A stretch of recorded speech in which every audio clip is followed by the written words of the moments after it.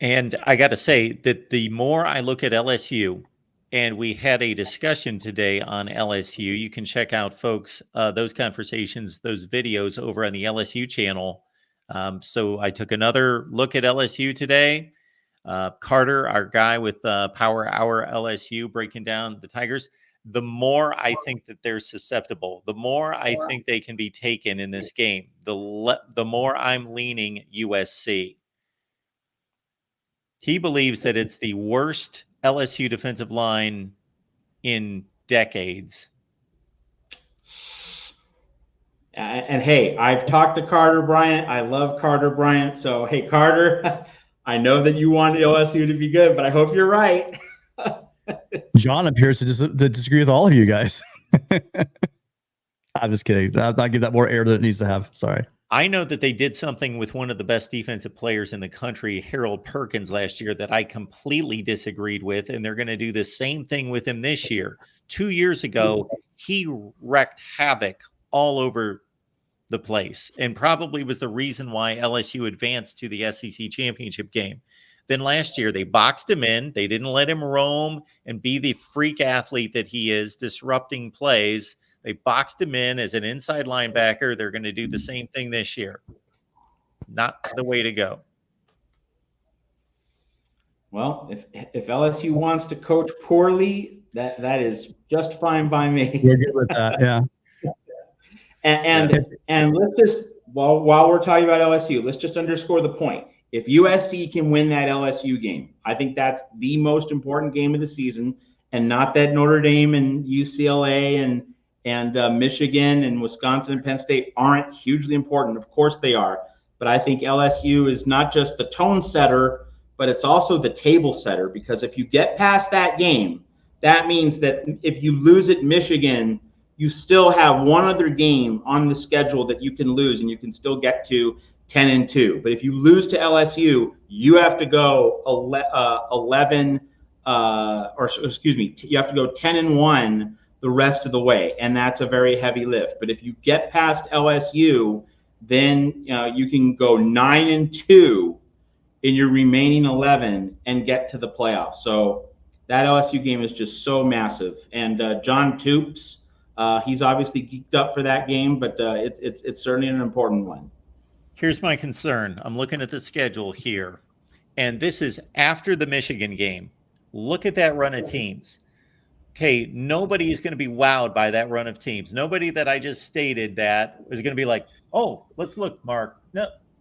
Who? Okay, Penn State and USC, that is a basic coin flip. I think Penn State's slightly better at this point. I may think differently the week of the game. Things could change. But they're obviously the games being played at the Coliseum. But that is a difficult, just there are no let-ups in that. It's every week somebody's capable. Wisconsin's capable. Minnesota's, they're the least of it. Penn State, Maryland, Rutgers, Washington, Nebraska. There's a lot of potential pitfalls there. Like, they're going to have to bring it every week. They can't lay down for any of those games. They can't, and of course, there's real sandwich game potential in those games at Minnesota and Maryland.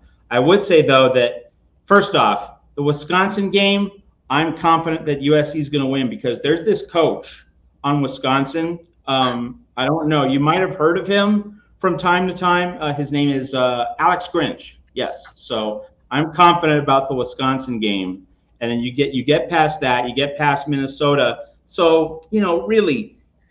Penn State and Washington, like in the 6 games after Michigan and before the off week on November 9th, I think Penn State and Washington are the 2 especially tough games. But Washington has all those roster losses from last season under a new head coach. So I think there's a pretty decent chance that USC can go 5-1. In that 6-game bundle. You then come home to handle Nebraska. You deal with UCLA, and then hey, if USC is 9-2 going into the Notre Dame game, that might be a playoff game, play-in game for both sides. And like, if you were to tell every USC fan, everyone watching here at the Voice of College Football, every USC fan alive on this planet, if you said, hey, that Notre Dame game is a playoff play-in, every USC fan, I would think, would say, sign me up. I will take that deal. Let it ride. Let's go to the poker table in Vegas. So, but it all depends on the LSU win. If you bank that win, then you can lose twice the rest of the season. So Michigan, you could lose at Michigan. You could even lose to Penn State. But if you could handle those other games and then beat Notre Dame at the end, you get to 10-2, you get to the playoff, and that is a transformative year for USC football.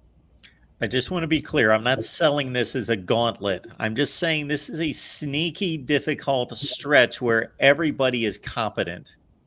Absolutely. And I would just add that, I hope that the Minnesota and Maryland games are not nooners.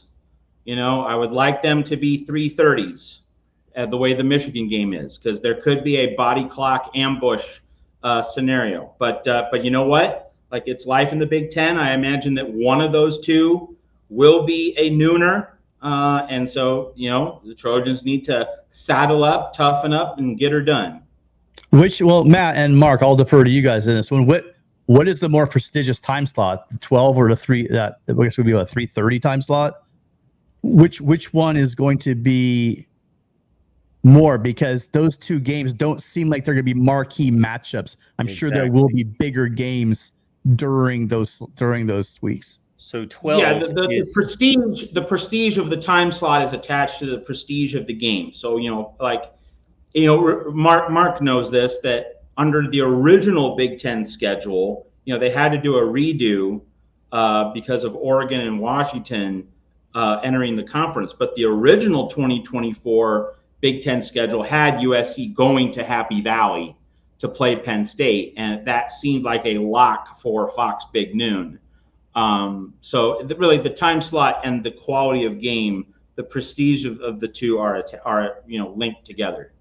What I think Tim's hitting on is that if you don't garnish that top spot for the Fox noon game, then all the other spots fill up at 3:30 and prime time, and then there's a big drop off. If you're going to go to the noon game, then it's probably Minnesota, and that's a Big Ten network game, something like that. If it drops that far, it's not like the best games at noon and the second best games at noon. No, the rest of them fall to the other time slots. And then if you're playing at noon and you're not the Fox game, then and USC is not going to find themselves in this position very often at all. These are the Rutgers, Indiana games.